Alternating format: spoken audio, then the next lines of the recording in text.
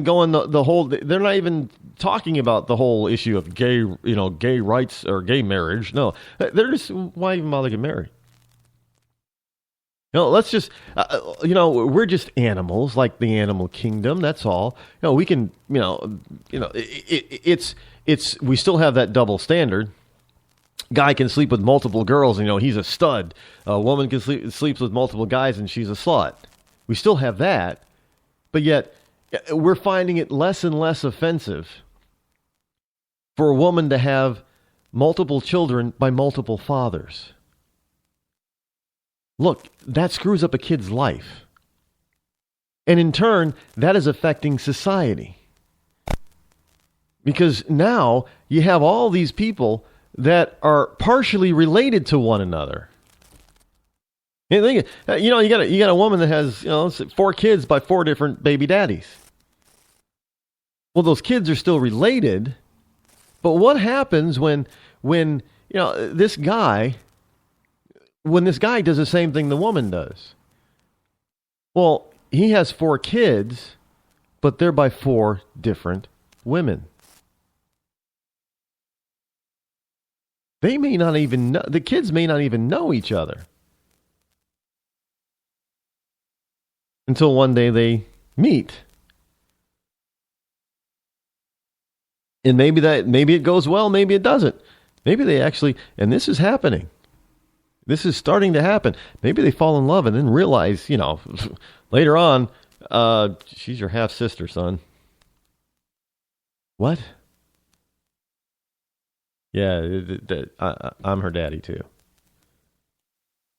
But you can't be, because she's my mom. Yeah, that's her mom. I was with her before I was with your mom. And now we're starting to say that that's okay. That's okay. Because we're saying, oh, there's no black and white, there's no right and wrong. We can shift our morals any which way that makes us feel good. A just society cannot last and stand for long with floating mores.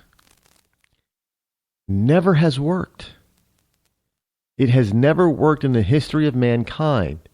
There has always had, because you cannot make good, solid public policy and public law based on shifting morals. You just can't.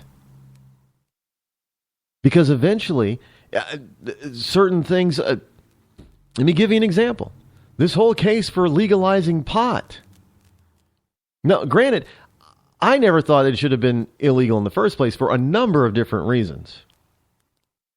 Now, I don't smoke the stuff, but I have admitted, yes, I tried it twice in my life, and yes, I did inhale, and I know I inhaled, unlike Bill Clinton, because like most people who do smoke it, from what I understand, I coughed.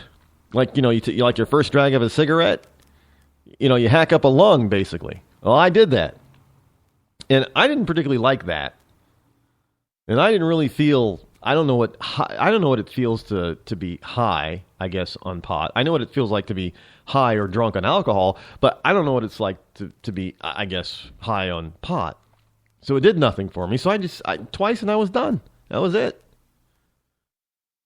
I admit it. But the point is that now we have, it has become illegal. It's been demagogued for decades. And now we have the shifting moray that says, it's not so bad after all. We should legalize it. We should, right? Who's it hurting? Well, it's the same thing can be said of just about anything, folks. Yeah, look, we have these states that were attacked and attacked and attacked, and through the court systems and through the legislature, not through people voting, but some states said, well, yeah, okay, gay marriage, got it. And it happened enough times where some deviants, well, we call them deviants now, started to speak up and are starting to be heard. Well, you know what? If gays can get married, then, it should be okay to have sex with a minor. And indeed, on a daily basis, I see a new story about some female teacher, bedding down her teenage male students. Daily, new one.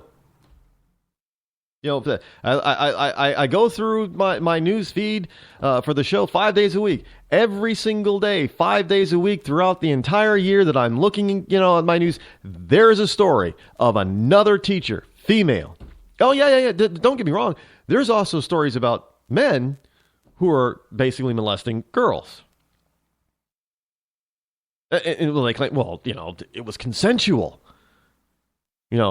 She wanted me to do it, and for the guy's defense and the woman's defense, well, we're in love. We fell in love. He loves me. This is what we're getting. And now that there are groups out there that say, well, maybe we should lower the age of consent. It should be okay for a 16 or 17-year-old to be able to have sex, legally, with their 20-something-year-old teacher or 30-something-year-old teacher. It should be fine. It should be okay that a 50-year-old man should be able to have sex with a 15-year-old boy. That should be fine. Look, you gave homosexuals the right to marry. Why can't we at least have that? You start shifting your mores, and the ripple effect goes down a road you do not want to go. And then before you know it, you find yourself there. You find yourself at a crossroads, and you look back and you say, wow, we actually traveled down this road? And there's a sign right in front of you that says, no U-turn. So you've gotten to a place there is no return. And when you get to a place there is no return, your society starts to decline. All great societies throughout history have gone through it. And we're repeating the same thing. And now it is not just the United States, but this is a Western thing, if you will. When I say Western, look, even countries that weren't traditionally followed traditional Western beliefs and mores, such as China and India, they're starting to find themselves going down these roads. And they don't like it. But the population is starting to demand the shift in mores. And they're starting to float the idea of what is ethical now. It's the ends justify the means. When we used to say the ends do not justify the means, now we're starting to say, well, the ends justify the means. And we even have a major religion out there that says it's okay to lie to an infidel if in the end you're going to glorify Allah. Perfectly okay. Now, if you're the heathen or the infidel, do you want to be lied to? Do you think that's fair? Well, now, evidently you do, because you think, Hillary Clinton is, Chris Christie is less ethical than Hillary Clinton. Chris Christie, man, he had one scandal called Bridgegate. One. Hillary has 3 just from being Secretary of State. Let's not talk about the ones while her husband was governor of Arkansas or president of the United States. Oh, those are, Bridgegate is a bigger scandal than Benghazi or the emails or the IRS or the Clinton Foundation. Yeah, Christie, he's untrustworthy. But I guess Hillary is. Look, I can't accept that. I will not accept that. For the very reason that I do not shift the meaning of words around. I am still back in the good old-fashioned meaning of the word. And if you go by the good old-fashioned meaning of the word ethical, there is no way in hell you can say that Hillary Clinton is ethical. The only way you get there is if you decide to shift the meaning. People who do not like Barack Obama's policies, sure, some of them may actually be racist, but that does not mean that everybody who disagrees with Barack or disagrees with his policies or dislikes his policies are racist. The real meaning of the word, racist. The vast majority who do not like his policies do not like his policies, and they didn't like them under a white president. Get my meaning? Get my drift? Get it? Got it? Good.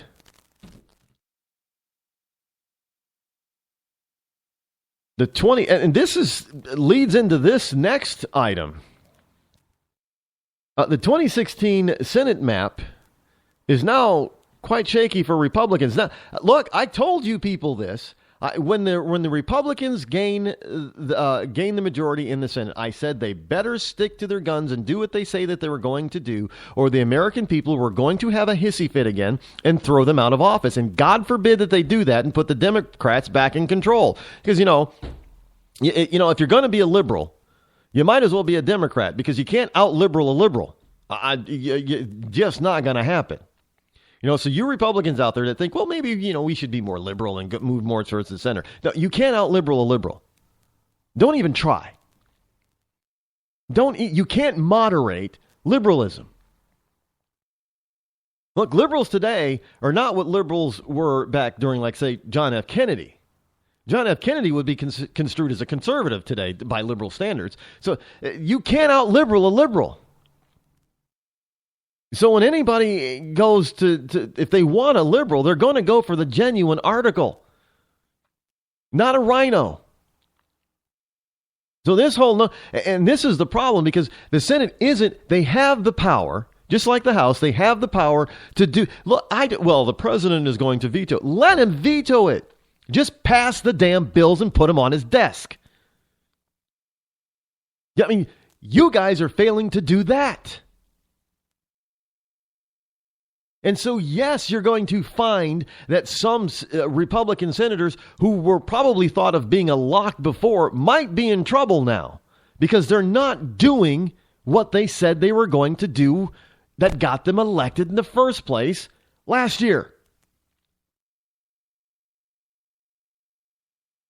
I mean, look, this should have been a slam with Obama and his approval numbers, really, his true approval numbers in the tank, and Hillary Clinton being who Hillary Clinton is, and her approval numbers, actually the real ones, being in the tank.